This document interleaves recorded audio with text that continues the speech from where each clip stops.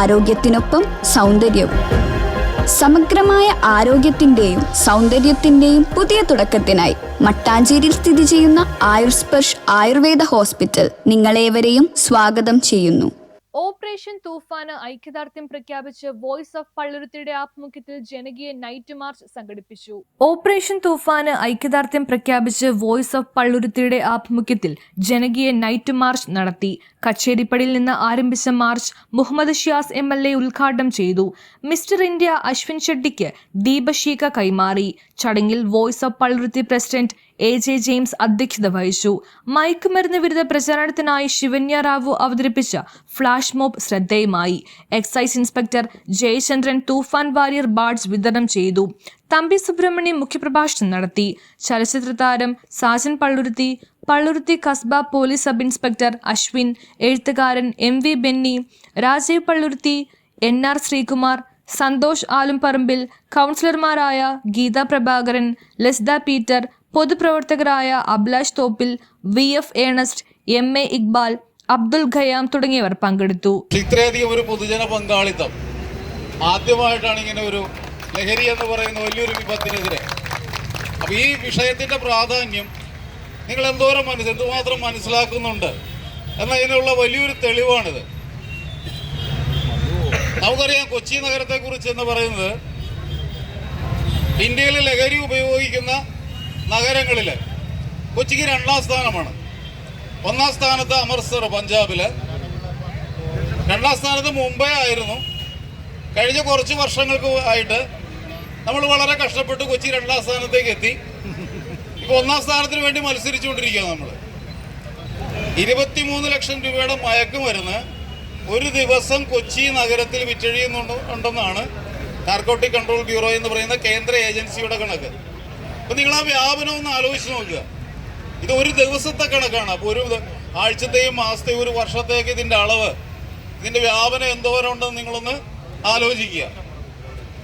പലപ്പോഴും നമ്മൾ ആലോചിക്കുന്നത് ഇത് എൻ്റെ വീട്ടിലില്ലല്ലോ എന്നാണ്. പക്ഷെ നമ്മുടെ സമൂഹത്തിലുള്ള സാധനം എത്ര നമ്മൾ ശ്രദ്ധിച്ചില്ലെങ്കിൽ നാളെ നമ്മുടെ വീട്ടിലേക്കും എത്തിച്ചേരുന്നതാണ്. ലഹരിക്കെതിരായിട്ടുള്ള കൂട്ടനടത്തമാണ് ഇന്നിവിടെ നടക്കുന്നത്.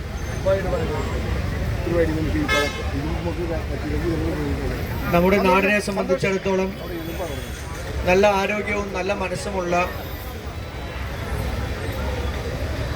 മനുഷ്യരുണ്ടാകണം എന്നുള്ള ആഗ്രഹമാണ് നമുക്കുള്ളത്. ഈ നാടിനെ കാർന്നു തിന്നുന്ന സിന്തറ്റിക് പോലെയുള്ള ലഹരികൾ കൊണ്ട് ഈ നാടിനെ ഇല്ലാതാക്കുന്ന പ്രവർത്തനമാണ് ഇന്ന് ഒരുപറ്റം ആളുകൾ നടത്തുന്നത്. രാജ്യത്തെ തന്നെ ഏറ്റവും വലിയ നാർക്കോട്ടിക് വേട്ടയായിരിക്കും എന്നുള്ള കാര്യത്തിൽ യാതൊരു സംശയമില്ല.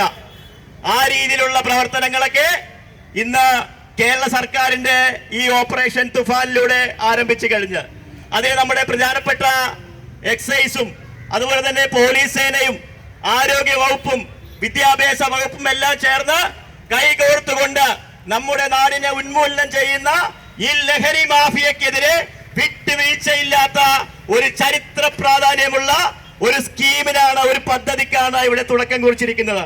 പ്രാധാന്യം ശരിക്കും മനസ്സിലാക്കിക്കൊണ്ട് തന്നെയാണ് ഇത്രയും വലിയ ഒരു ബഹുജന പങ്കാളിത്തം ഉണ്ടായിട്ടുള്ളത്.